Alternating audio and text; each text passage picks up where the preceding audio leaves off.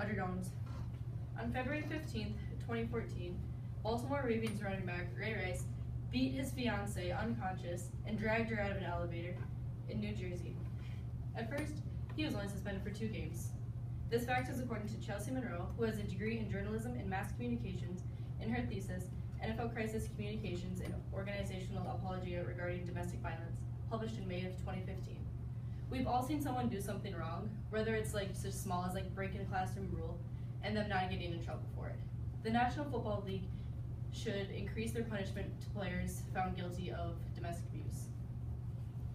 First, I will talk about the problems with the National Football League's domestic abuse policy. Then I will give a solution to this issue. Justin Block, who has a sports management degree, explained in his report, Next Time Greg Hardy Abuses Women, He's Out of the NFL, Who Does That Help? In 2015, that the suspension policy is first, you were suspended for 6 games after you violated that policy, and then you were banned for life. This is simply not harsh enough on NFL players. 6 games isn't even half of the season. So that needs to be increased. Another thing is, when the players violate these rules for different like drug-related things are the same level. Example of this is Patrick Peterson.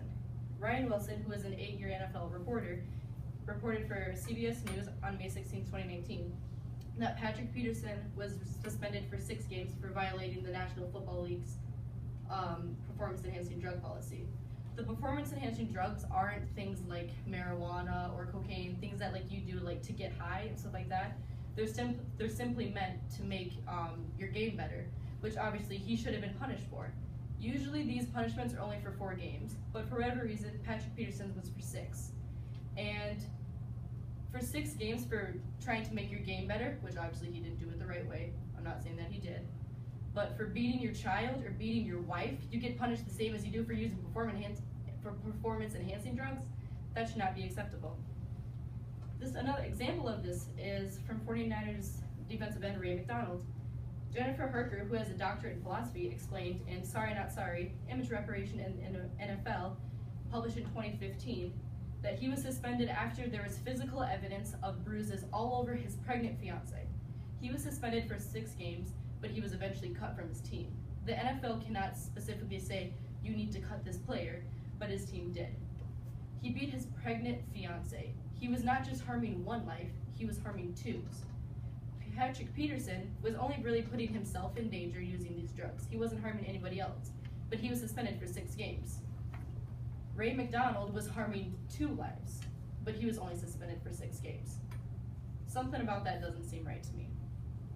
Another thing, reported by Austin Phillips, who has a dual master's in business administration and sports administration, in his thesis, The Effect of NFL Protests for TV Viewership, published in May of 2018, the NFL has a huge influence on America. It really does. There was 16.5 views for just a regular football game, and for the Super Bowl in 2015, there were 114.4 million views, millions for both of them.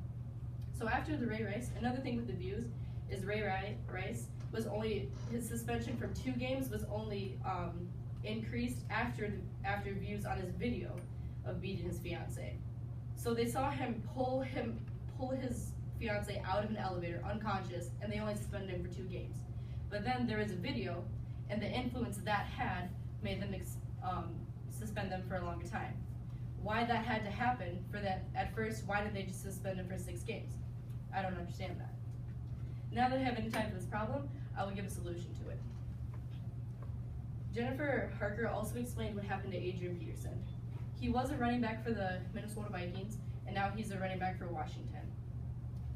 He beat his 4-year-old son after his son took a game controller from the other one.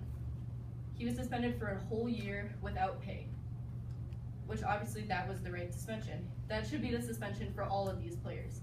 He only harmed 1 life, which obviously that life was precious, but for players like Ray McDonald, when they're harming 2 lives, was only suspended for 6 games. This was Adrian Peterson's was before the Ray Rice incident, and Jennifer Harker explains how a new policy was put in after the Ray Rice incident. So now that the Ray Rice incident was coming on, it makes like the NFL say that, oh, now that you're beating it, it's okay. It's just a 6-game suspension instead of how it was a year suspension. They need to put a policy in saying that after you beat your 4-year-old son, it should be a full year without pay, because that's what they deserve, in my opinion. The NFL, Jennifer Herker also explains how the NFL, Justin Block explained this too, that whenever you were suspended, they provide counseling for the players, so that, because they care about their players, they want them to get better. So they do need to include counseling, they just need to make that suspension longer. First, I explained the problems with the National Football League's domestic abuse policy. Then I gave a solution to this problem. The National Football League should increase the punishment for NFL players found guilty of domestic abuse. The NFL needs to make sure that right away the players get the punishment after they drag their fiancés out of an elevator unconscious, and not just for 2 games. 5:15.